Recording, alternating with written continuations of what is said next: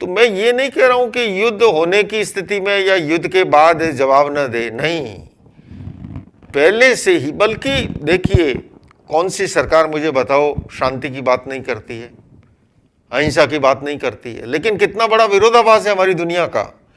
बात हम शांति की करेंगे, अहिंसा की करेंगे, लेकिन प्रति वर्ष करोड़ों करोड़ों डॉलर नए शस्त्रों के निर्माण के लिए, उसकी रिसर्च के लिए खर्च होते हैं। सही बात।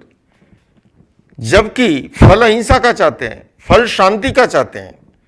या आपने जिस वर्ल्ड पीस सेंटर की चर्चा की, ये विश्व शांति केंद्र उसी का जवाब होगा।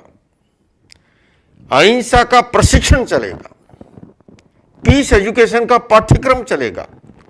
पिछले वर्षों मेरी जब अमेरिकी राष्ट्रपति बाइडेन साहब से मैंने उस समय निवेदन किया कि गन वायलेंस यहाँ की प्रॉब्लम है अमेरिका की, और काफ़ी है, इस समय बहुत बड़ी हुई है।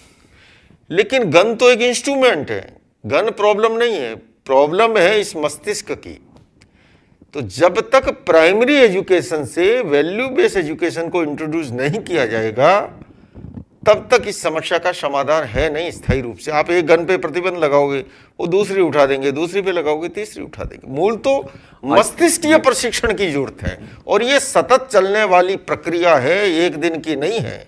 अगर ऐसा होता है तो इस दुनिया से हिंसा और आतंकवाद को खत्म किया जा सकता है। तो आचार्य जी, आपके जो विचार हैं और ये एक आदर्श स्थिति की जो बात है, वो करने वाले ऐसे समर्पित मनीषी हमारे बीच हों तो संभावना शांति की बढ़ जाती है। उस बात के लिए मैं पुनः आपको वंदन करते हुए, जो वस्तु स्थितियाँ हैं जिसमें हम ऐसा सुनते हैं कि अमुक स्थानों में जिस तरह की शिक्षा बालक प्राप्त करके बड़े हो रहे हैं, वो ये मानते हैं कि हमारी तरह सोच रखने वाले ही जीवित रहें, अन्य लोग के प्रति उनका जो भाव है वो वैमनस्य जैसा कहा जाए, ये बल्कि वहाँ तक है कि वो उनको समाप्त करने में संकोच नहीं करते। ऐसी स्थिति, इस तरह की मानसिकता होनी चाहिए। तो एक तरफ हम ऐसे लोगों को पढ़ा रहे हैं जो शांति की बात करेंगे, दूसरे वैसे लोगों, तो ये एंश्योर करना कि सभी जगह शांति की बात हो, बहुत ये गलत है ना, ये गलत है जी। बच्चों को इस तरह की शिक्षा देना ये नितांत गलत है जी। ये उन बच्चों के प्रति भी अन्याय है, ये उनका शोषण है। एजुकेशन तो जीवन को स्वर्णिम बनाता है, शिक्षा अधिष्ठात्री है जीवन की, वो हमारे जीवन में प्रकाश स्तंभ की तरह हमारे जीवन को आलोकित करती है, हमारा मार्ग प्रशस्त करती है, हमारे भीतर हे गे और उपादेय का ज्ञान प्रकट करती है, क्या ग्रहण करने योग्य है, क्या छोड़ने योग्य है ना। तो शिक्षा तो वो शिक्षा होनी चाहिए जो इंसान को अच्छा इंसान बनाए। मुझे कई बार लोग पूछते हैं ये विश्व शांति केंद्र क्या होगा, मैं उन्हें कहता हूं ये और कुछ नहीं है, ये इंसान को इंसान बनाने का एक कारखाना लगा रहा हूं मैं। आदमी आदमी बन जाए, मानव मानव बने, उसके भीतर आदमियत पैदा हो, इंसानियत पैदा हो, एक अच्छा इंसान बने।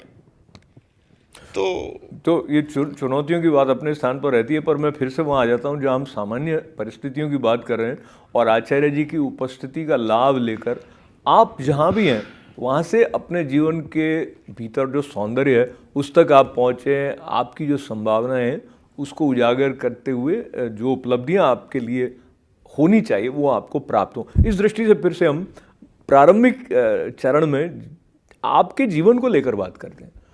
तो आप जिस स्थान पर हैं, जहाँ पर जैसे मेरे सामने एक बुकलेट है तो पता चलेगा आप कई राष्ट्रों के राष्ट्राध्यक्ष या जो भी हुज हैं विश्व के, उनके साथ आचार्य जी की उपस्थिति आपको दिखाई दे जाएगी। World peace and harmony dialogue वो भी कर रहे होंगे। इसको लेके मैं वहाँ जाता हूँ जहाँ पर हम मेंटल वेलबींग की बात करते हुए ये देखते हैं कि बहुत सारे लोग डिप्रेशन में जा रहे हैं। मैं दो कंट्रास्ट की बात कर रहा हूँ। एक तरफ आचार्य लोकेश मुनि जी हैं जो निस्वार्थ भाव से प्रेरित होकर नित्य सक्रिय हैं, कर्मशील हैं। कई बार लोगों को लगता है कि मैं क्यों करूं, ये वाला जो एक भेद हो जाता है ना, किसी के अंदर तो ऐसे फूट रही है प्रेरणा कि वो पूरी मानवता को अपनाने के लिए है और कोई स्वयं को भी नहीं अपना पा रहा है। नहीं, वो देखिए कि मैंने तो मुझे प्रारंभ में विरासत में एक ऐसा अवसर मिला और मैंने लिविंग विद पर्पस, उद्देश्यपूर्ण जीवन, सार्थक जीवन, जी, ये मानव जीवन सर्वश्रेष्ठ है, देव दुर्लभ है, ये हमारे सभी धर्म ग्रंथों के अंदर कहा गया है। तो वो जीवन को हम केवल तेल लूण लकड़ी के चक्कर में जाया ना करें। और कई बार लोग मुझे पूछते हैं कि गुरुजी आप थकते नहीं हैं इतनी, जैसे अभी आपने इंटरव्यू शुरू होने से पहले आपने कहा मेरी अमेरिका की टूर को देख करके, तो मैं सच में बताऊं अशोक जी कि रिजल्ट ओरिएंटेड काम हो तो मुझे 18, 20, 22 घंटे भी काम कराइए, कोई थकान नहीं होती है मुझे। और अगर रिजल्ट ओरिएंटेड काम नहीं है, बिस्तर में सोया पड़ा हूं तो थकान हो जाएगी। तो ये एक सबकी अपनी अपनी एक तासीर होती है ना। किसी को एक भीतर में एक ऐसा जज्बा होता है काम करने का, तो और प्रभु ने अभी तक शरीर स्वस्थ दे रखा है, मन भी स्वस्थ दे रखा है, और यही उम्र है कुछ कर गुजरने की। और बाकी जो आपने कही बात, आजकल साइकोसोमेटिक डिजीज बहुत है, मनोकायिक बीमारियां बहुत है। आपने जो डिप्रेशन की बात की, शारीरिक बीमारियों से भी अधिक, और कोविड काल के बाद में मनोकायिक बीमारियां और अधिक बेहताशा बढ़ गई है।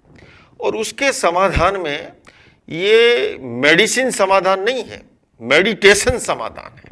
बल्कि मैं अपील करना चाहूँगा आपके टीवी के दर्शकों को कि प्रतिदिन ध्यान और योग को अपनी दिनचर्या का हिस्सा बनाए, अपने जीवन का हिस्सा बनाए और जीवन को संतुलित बनाए, तो वो स्वस्थ, सुखी और आनंदमय जीवन का आनंद ले सकेंगे।